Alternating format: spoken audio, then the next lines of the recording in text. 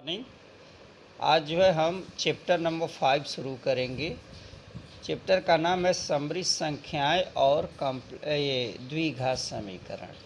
समृद्ध संख्याएं और द्विघात समीकरण मतलब क्या है? Complex number and quadratic equation है। ओके, तो ये देखिए समृद्ध संख्याएं, कॉम्प्लेक्स नंबर, ये होती क्या है? आप इसको समझ लीजिए क्या चीज़ होता है समृद्ध संख्याएं।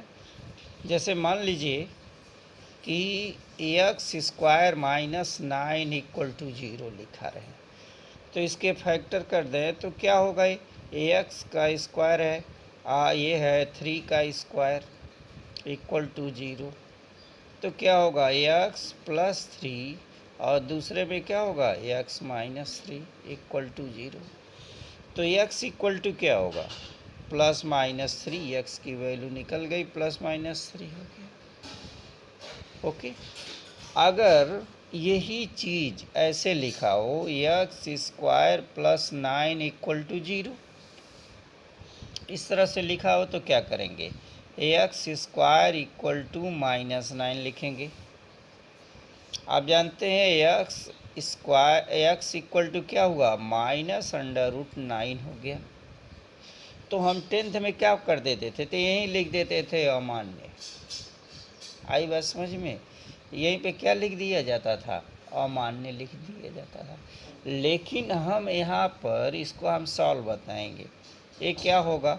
√9 माइनस 1 कर दिया जाए तो x हो गया इक्वल टू √9 √-1। ये मल्टीप्लाई करेंगे तो यही चीज़ होगा ना, इसी का हमने तोड़ दिया है। तो ये क्या हुआ? देखिए, अब प्लस माइनस दोनों लिखते हैं, प्लस माइनस 3। इसको हम लिखते हैं आई। आई मीन्स क्या होता है? आयोटा। आयोटा आई हो गया। अब इसका ये देखिए यहाँ पे सॉल्व हो गया। क्लास 10th में क्या करते थे? हम यहीं पे लिख देते थे अमान्य, लेकिन अमान्य नहीं है, यहाँ मान्य है। ओके, तो यहाँ पे क्या होगा? अगर माइनस रहता है तो हम इजली कर लेते हैं। तो प्लस माइनस इसका वैल्यू आ गया 3 आ गया। यहाँ पे देखिए क्या, x² प्लस 9 अगर है तो हम इस तरह से इसको करते हैं। तो यहाँ इसको सॉल्व करने के लिए क्या हुआ? हम एक आइडेंटिटी डाल देते हैं, आयोटा। देखिए आई, अब इसका ये हल हो गया। तो इसका सॉल्व क्या हुआ? x equal two plus minus 3 I. I means iota. Okay, तो इसमें क्या हो गया? दो शब्द आ गया। एक क्या हुआ? एक रियल नंबर हो गया, वास्तविक संख्या, दूसरी इमेजिनरी संख्या। तो ऐसी संख्या जिसका एक भाग वास्तविक है और दूसरा भाग काल्पनिक है या अधिकल्पित है, ये आई, उसी को हम कहते हैं अधिकल्पित राशियाँ। आई जुट गई तो क्या हो गया? अधिकल्पित राशियाँ, या काल्पनिक भाग हो गया। ये कौन सा भाग हो गया? Real part. तो z इक्वल टू क्या हुआ? a plus i b. z equal to a plus i b, इसका मतलब क्या हुआ? a जो है ये वास्तविक भाग है, वास्तविक भाग। और ये दूसरा क्या होता है? ये है अधिकल्पित या काल्पनिक। काल्पनिक भाग कहते हैं। आई बात समझ में? ये रियल है और ये क्या कहलाता है? इमेजिनरी। तो ये है REZ। इसको क्या लिखते हैं? IMZ लिखते हैं। तब समृद्ध संख्या की क्या परिभाषा बन गई? ऐसी संख्या जो वास्तविक भाग और अधिकल्पित भाग, या वास्तविक भाग और अधिकल्पित भाग दोनों से मिल करके बना हुआ होता है, उसे हम क्या कहते हैं? उसे हम समृद्ध संख्या कहते हैं। ओके, जैसे लिखा हो यहाँ z equal to a plus i b, तो एक भाग वास्तविक और दूसरा भाग क्या हो? काल्पनिक हो। इस संख्या को क्या कहेंगे हम? इस संख्या को हम कहेंगे कॉम्प्लेक्स नंबर कहेंगे या समृद्ध संख्या कहेंगे। ओके, अब आई की वैल्यू याद कर लीजिए, आई इक्वल टू √-1 होती है ये आई की वैल्यू। ठीक है, तो ये हो गया समृद्ध संख्या। ओके, अब देखिए दूसरा चीज़ होता है आई की वैल्यू हम क्या निकालते हैं। आई की वैल्यू इसमें सबसे इम्पोर्टेंट है कि आई का मान कैसे लिखते हैं। तो पहला काम ये देखिए, आई इक्वल टू क्या हो गया, आई इक्वल टू देखिए यहाँ आई इक्वल टू अंडर रूट -1 हो गया। तो आई स्क्वायर इक्वल टू क्या हुआ, i square equal to under root -1 का स्क्वायर इक्वल टू -1। ठीक है, आई स्क्वायर की वैल्यू क्या हो गई, -1 हो गई। आई क्यूब की वैल्यू क्या हो गई, आई स्क्वायर इंटू आई। तो इसका मतलब आई स्क्वायर की value -1 into i equal to -i. Okay, i power 4 मतलब आई स्क्वायर का स्क्वायर कर दिया, -1 का स्क्वायर करेंगे तो क्या होगा, +1 हो गया। आई पे पावर 5 इक्वल टू आई पे पावर 4 इंटू आई पे पावर 4 की वैल्यू देखिए 1 है, तो 1 इंटू आई इक्वल टू आई पे पावर 6, आई पे पावर 6 तो आई पे पावर 5 इंटू आई। अब देखिए आई पे पावर 5 की वैल्यू यहाँ क्या निकलें, आई इंटू आई यानी आई स्क्वायर की वैल्यू यहाँ देखिए क्या है, आई स्क्वायर की वैल्यू -1 है। आई पे पावर 7, आई पे पावर 6 इंटू आई। तो आई पे पावर 6 की value -1 into i equal to -i. I पे पावर 8 मतलब आई पे power 7 into i equal to क्या होगा, आई पे पावर 7 आई पे power 7 minus i into i. तो क्या होगा, -आई स्क्वायर। और माइनस है आई स्क्वायर की वैल्यू -1 इक्वल टू क्या हो गया, 1 हो गया। आई पे पावर 8 और 9 तो क्या होगा, आई पे पावर 8 इंटू आई। देखिए आई पे पावर 8 का क्या वैल्यू निकाला है, 1 निकाला है, इंटू आई इक्वल टू आई हो गया। चलिए आई पे पावर 10, आई पे पावर 10 का मतलब हो गया आई पे पावर 9 इंटू आई पे पावर 9 का मतलब यहाँ पे देखिए i into i equal to i square equal to -1। Okay, ये देखिए आई की वैल्यू हमको याद रखना है क्योंकि क्वेश्चन में ये चीज़ सबसे पहले आएगा। ओके, आई की वैल्यू, इसी से क्वेश्चन स्टार्ट होगा। आई पे पावर 101 है या चाहे उसका जो भी वैल्यू दिया हुआ है वो चीज़ है। अब देखिए हम क्या बताते हैं,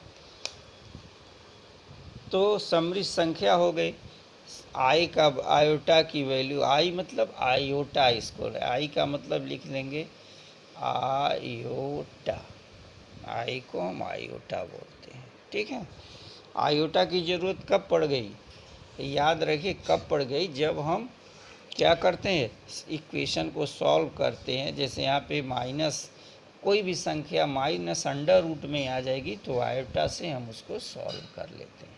ठीक है, जबकि 10th क्लास में ऐसे नहीं पढ़ाया जाता था। 10th क्लास में द्विघात समीकरण पढ़ाया, यहाँ आ गया अंडर रूट में माइनस आ गया तो लिख देते थे वहीं उसका नॉट डिफाइंड नहीं है, अधिकल्पित राशि है कह के छोड़ देते थे।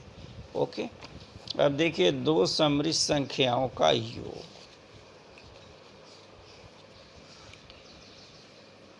दो समृद्ध संख्याओं का योग, दो समृद्ध संख्याओं का योग। देखिए माना कि दो समृद्ध संख्या क्या है, Z1 equal to a plus i b और Z2 equal to c plus i d. तो Z1 plus Z2 equal to क्या हो गया, a plus i b c plus i D.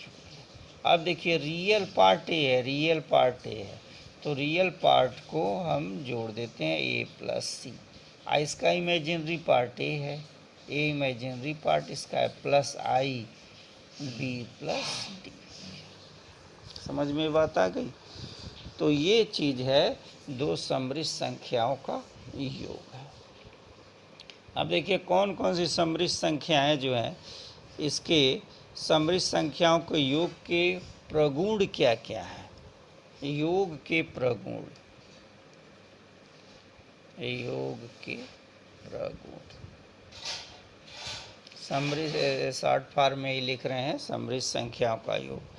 पहला होता है संबरक नियम। संबरक नियम, संबरक नियम होता है कि Z1 ये हो गया संबरक नियम हो गया। नंबर दूसरा है क्रम विनिमय नियम। ये देखिए संबरक नियम, क्रम विनिमय नियम। नंबर तीसरा होता है साहचर्य नियम। और नंबर 4 होता है योगात्मक तत्समक।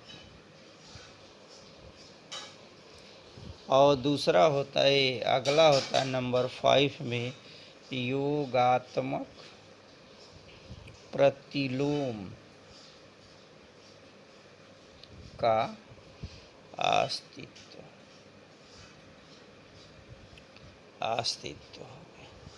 तो ये चीज़ है संबरक नियम। संबरक नियम में है दो संख्याएं Z1 और Z2 है, तो उसका योग भी क्या होगा, Z1 प्लस Z2 करेंगे तो कॉम्प्लेक्स नंबर आएगा। क्रम विनिमय नियम क्या होता है, Z1 plus Z2 equal to Z2 plus Z1। इसी तरह साहचर्य नियम होता है Z1 प्लस, ये देखिए Z1 plus Z2 plus Z3 दिया हुआ है, तो क्या हो गया Z1 प्लस Z2 और इधर क्या हो जाता है प्लस Z3 हो जाता है। क्रम विनिमय नियम ये जानते ही है, योगात्मक तत्समक वही होता है, किसी में अगर Z प्लस जीरो करें, Z प्लस जीरो करें तो उसकी वैल्यू Z ही आएगी। ओके, इस तरह से है। योगात्मक में क्या होगा, Z प्लस माइनस Z करेंगे तो इसका वैल्यू 0 होगी। ओके, क्रम विनिमय नियम क्या होता है, Z1 plus Z2 equal to Z2 plus Z1। और दो समृद्ध संख्या Z1 प्लस Z2 करें तो भी क्या होगा, समृद्ध संख्याएं होगा। ये नियम होता है। ओके, अब देखिए दो समृद्ध संख्याओं का अंतर। दो समृद्ध संख्याओं का अंतर।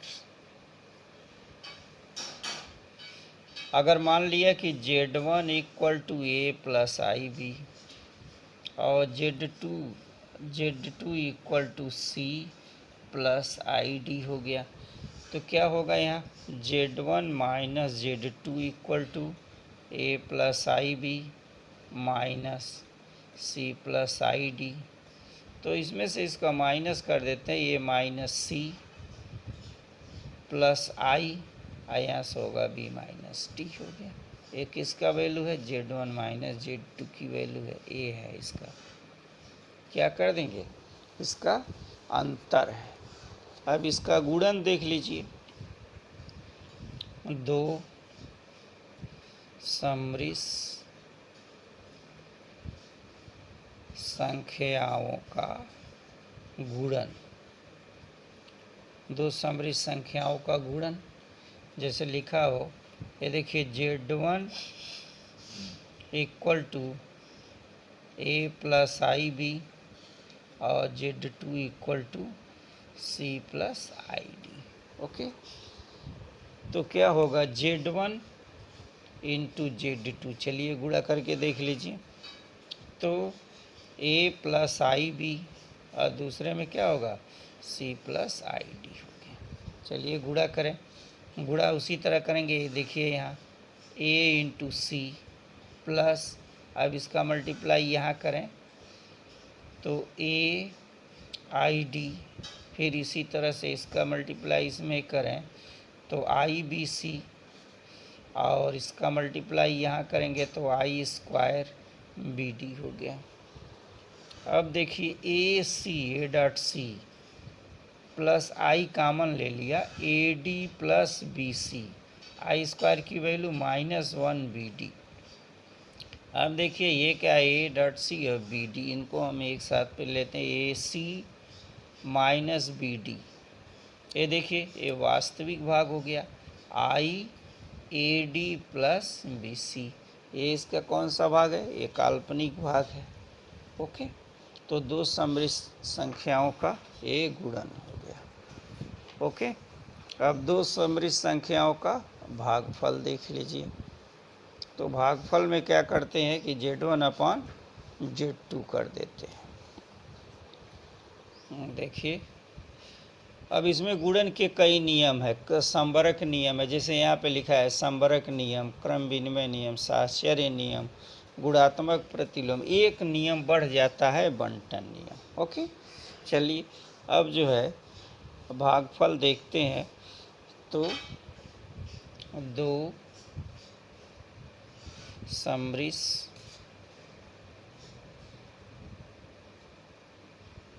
संख्याओं का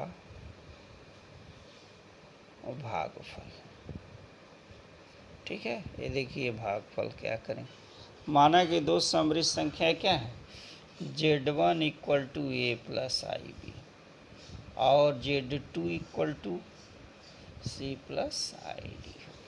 ओके, इसको हमको भाग देना है। तो भाग कैसे देते हैं, Z1 अपान Z2। चलिए Z1 की वैल्यू क्या है, ए प्लस आई बी और यहाँ सी प्लस आई बी। इसके कॉन्जुगेट से, डिनोमिनेटर के कॉन्जुगेट से क्या करें, दो कॉन्जुगेट से मल्टीप्लाई कर दें, तो क्या होगा सी माइनस आई डी। यहाँ भी क्या होगा सी माइनस आई डी। ओके, चलिए इनका गुणा कर दीजिए। तो गुणा करेंगे तो होगा a c minus i a d plus i b c, फिर ये हुआ minus i square b d upon, ये देखिए ए प्लस बी है, दूसरे में क्या है ए माइनस बी है, तो होगा सी स्क्वायर माइनस आई स्क्वायर और डी स्क्वायर हो गया। अब देखिए यहाँ पे आई स्क्वायर की वैल्यू क्या होगी, -1, ऑलरेडी माइनस है तो प्लस हो गया, तो होगा ए सी, आप माइनस इसमें आई कॉमन ले लें, माइनस कॉमन ले लिया तो बचेगा क्या, a d minus b c, आप प्लस यहाँ हो गया बी डी अपॉन, ये हुआ सी स्क्वायर प्लस डी स्क्वायर।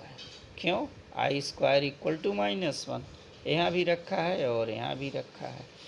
अब देखिए इसका ये रियल पार्ट है, तो a c plus b d minus i a d minus b c upon, total का क्या हो गया c square plus d square हो गया। ओके, तो इस तरह से हम ये सब याद करेंगे। आई बात समझ में। तो आई की घात यहाँ पर ये जो बताया है, यहाँ पे देखिए आई की घात लिखते हैं। ओके, तो ये चीज़ है ऐसे। अब हम थोड़ा सा एक्सरसाइज बता देते हैं क्योंकि इसमें बहुत सारे आर्टिकल्स दिए हुए हैं। ओके, तो थोड़ा क्वेश्चन की तरफ हम चलते हैं, 2-3 क्वेश्चन देख लें, छोटा छोटा क्वेश्चन है।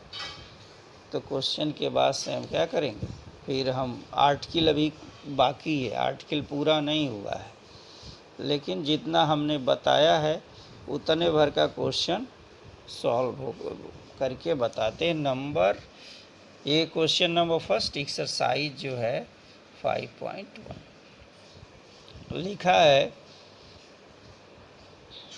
प्रश्न क्या लिख रहा है, देखिए प्रश्न समझ लीजिए। प्रश्न नंबर 1 कह रहा है 1 से 10 तक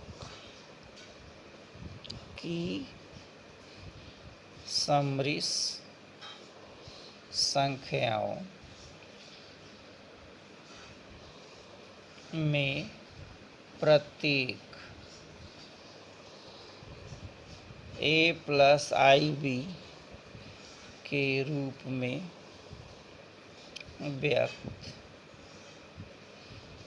व्यक्त कीजिए। ओके, क्वेश्चन नंबर फर्स्ट हमको किसके रूप में लिखना है? ए प्लस आई बी के रूप में। ए प्लस आई बी का मतलब पहला क्या है? पहला वास्तविक भाग और दूसरा क्या है? काल्पनिक भाग है। चलिए 5i माइनस 3/5i इसका मान निकालना है। तो देखें इसका मल्टीप्लाई किया है, ये 5 से 5 कैंसिल, बचे क्या? -3i²। आई स्क्वायर की वैल्यू हमने क्या बताया? -1। तो ये हुआ -3 और -1 इक्वल टू क्या हो गया? 3 हो गया। ठीक है, 3 प्लस i0। ठीक है, तो ये किसके रूप में हो गया? ए प्लस आई बी के रूप में हो गया कि नहीं? इसको हम कौन सा फॉर्म करेंगे? ए प्लस आई बी। आया तो हमारा आंसर इतना ही, लेकिन हम आई इंटू 0 लिख देंगे तो ए प्लस आई बी के रूप में हो जाएगा। समझ में बात आ गई? ये क्वेश्चन नंबर फर्स्ट है। ठीक, तो इसी तरह से आप करेंगे। क्वेश्चन अभी हम भेज देंगे, जो क्वेश्चन दिया उसको जोड़ना है। तो रियल का रियल पार्ट से, इमेजिनरी का इमेजिनरी से, जो भी गुणा करना होगा, भाग करना होगा, जो भी लिखेंगे हम उसी तरह से जोड़ेंगे। ठीक है स्टूडेंट, तो हम अगला नेक्स्ट समय देंगे। Okay, thank you.